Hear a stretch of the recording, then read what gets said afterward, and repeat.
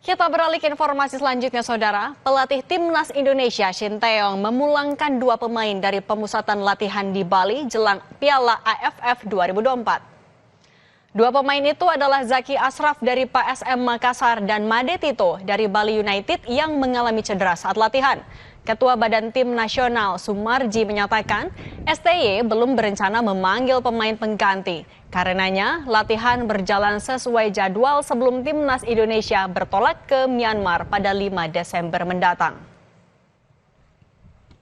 Ini perlu atau tidak? Kalau memang nanti Coach Shin tidak ada pemanggilan lagi dengan kondisi yang ada saat sekarang ini dan akan memanfaatkan para pemain yang nantinya akan datang, ya itulah keputusannya.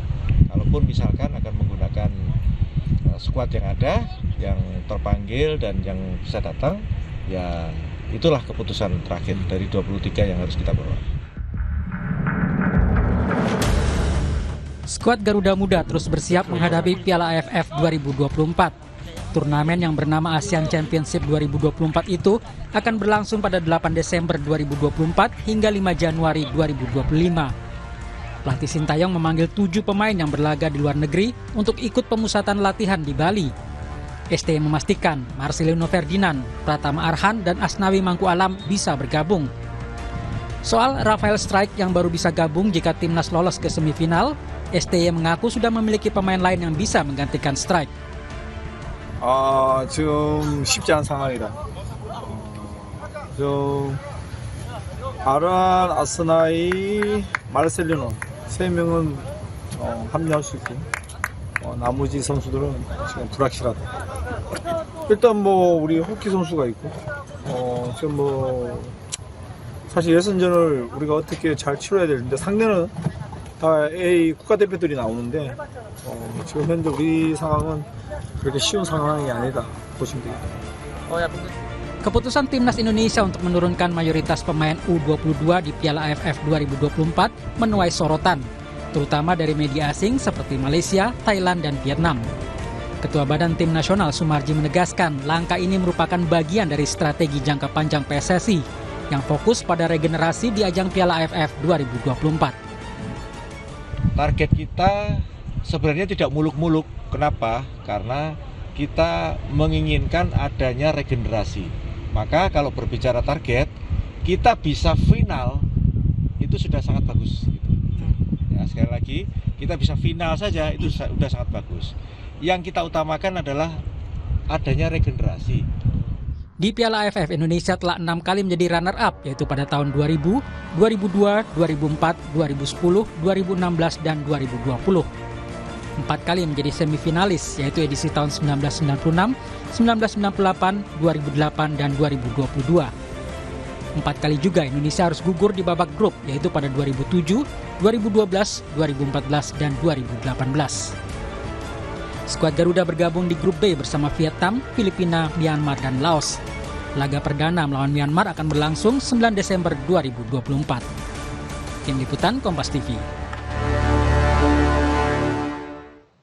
Timnas Indonesia yang akan berlaga di Piala AFF 2024 didominasi oleh pemain-pemain U22 plus beberapa pemain yang berlaga di luar negeri seperti Marcelino Ferdinand, Pratama Arhan, dan Asnawi Mangku Alam yang sudah dipastikan bisa bergabung.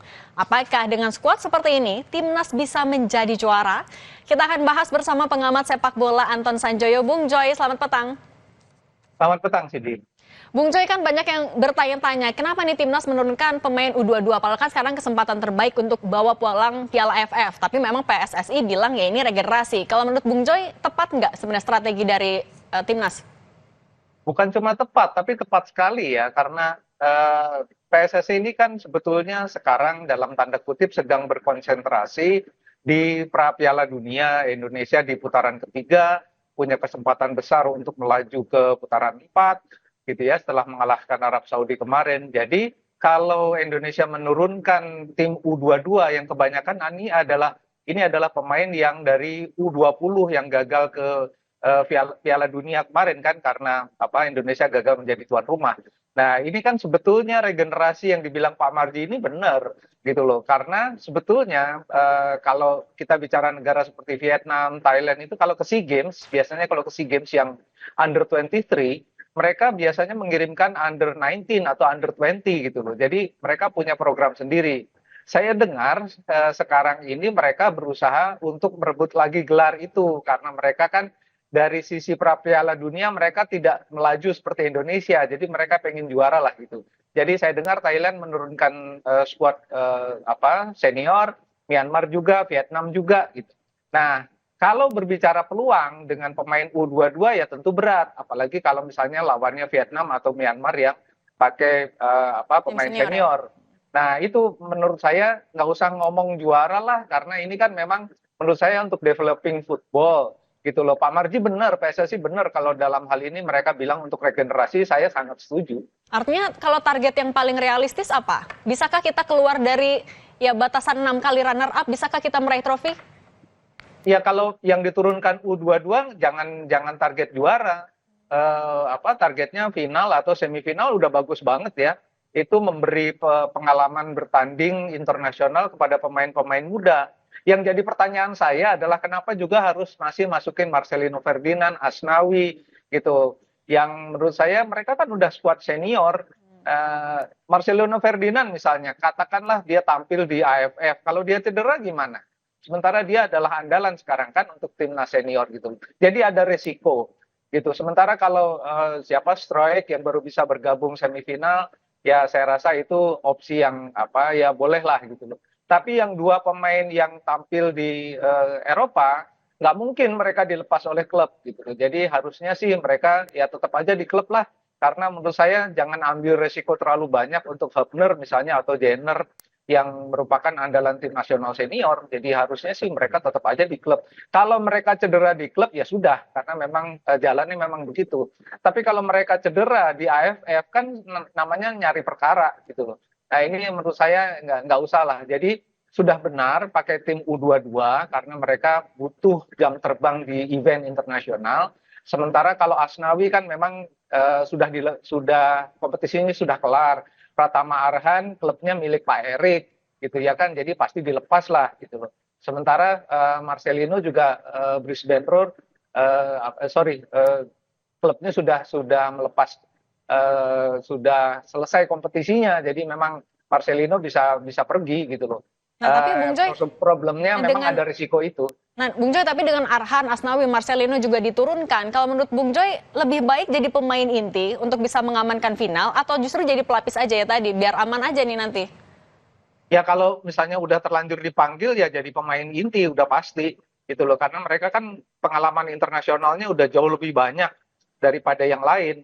Jadi pasti mereka akan menjadi pemain inti gitu loh. Dan sayang juga kan mereka sudah dipanggil dalam arti gitu. Cuma kan memang problemnya pemain-pemain ini memang sudah tidak berkompetisi, tetapi mereka satu ya punya risiko cedera kan, dan ditambah lagi lawan-lawannya adalah tim-tim di Asia Tenggara yang tidak lolos ke putaran ketiga Piala Dunia. Ya kemungkinan juga kan ada rasa di mana mereka iri atau apa, jadi mungkin bisa dikerjain juga. Ya ini pikiran jahat, tetapi kan bisa terjadi karena persaingan antara Indonesia, Myanmar, Vietnam sekarang di Asia Tenggara itu persaingan yang sengit. Kalau kita lihat di sosial media dan sebagainya itu persaingan yang menurut saya pada level yang sudah sangat panas gitu loh. Jadi semua kemungkinan bisa terjadi. Artinya menguatkan chemistry di antara pemain ini jadi tantangan juga kah dalam beberapa hari ke depan? Oh ya pasti, karena apalagi yang pemain-pemain U22 ini kan mereka jarang sekali tampil bersama ya. Kalau Pratama Arhan dengan Asnawi dengan Marcelino pun udah sering banget tampil bersama senior, jadi udah nggak ada masalah dengan mereka. Cuman blending dengan pemain lain kan ini jadi persoalan gitu loh. Kalau mereka tidak punya kesempatan untuk try out dengan tim-tim yang kuat dalam pertandingan persahabatan atau pertandingan latihan, saya rasa memang akan ada problem. Apalagi kalau yang dihadapi nanti kita kan segrup sama Myanmar kalau nggak salah sama Vietnam gitu. Kalau mereka menurunkan pemain senior tentu ada masalah dalam soal chemistry di dalam tim ini. Tidak mungkin bisa di blending dalam 1-2 minggu gitu. Oke. Nah kalau menurut Bung Joy dengan skuad yang sudah dipanggil oleh STY ini level Indonesia saat ini masih di ASEAN atau sudah bisa dibilang udah level up ke level Asia? Ya kalau di junior kan Indonesia belum bisa ukur ya. Bahkan kalau dalam level junior itu tidak bisa diukur dalam 1-2 turnamen gitu loh. Karena yang bisa diukur itu di level senior. Nah, kalau di level junior kan Indonesia sering juara kan. Di 19 juara, di 16 juga pernah juara gitu. Jadi belum bisa diukur karena memang level junior tidak untuk mengukur. Nah, levelnya kita akan lihat di AFF nanti. Kalau bisa bersaing, katakanlah bisa memberikan perlawanan kepada Vietnam, kepada Myanmar, apalagi bisa menang gitu ya, ya levelnya kita lihat untuk sementara naik gitu ya. Tapi kalau kalah pun kan tidak aib gitu loh, melawan tim yang lebih senior gitu loh. Jadi menurut saya mereka harus fun aja, harus gembira aja bertanding di AFF, mengeluarkan semua kemampuan terbaik. Karena kalau tidak juara pun menurut saya tidak apa-apa, nggak ada masalah juga kan. Prioritasnya bukan di sana. Bermain gembira tapi tetap terbaik. Singkat saja Bung Joy, artinya peluang timnas di Piala AFF 2024 singkat saja? Saya rasa kalau untuk ke semifinal masih bisa. Karena level Indonesia secara umum kan naik dengan penampilan yang senior gitu loh. Confidence mereka naik. Jadi kalau mereka sampai semifinal udah bagus banget.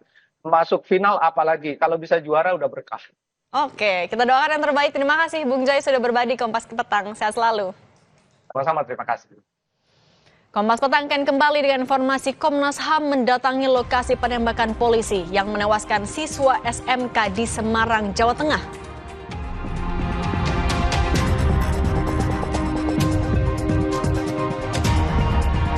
Calon Gubernur Jakarta nomor urut 2 Dharma Pongrekun membantah telah memberi selamat kepada paslon Pramono Anung Rano Karno yang dinyatakan unggul dalam hitung cepat.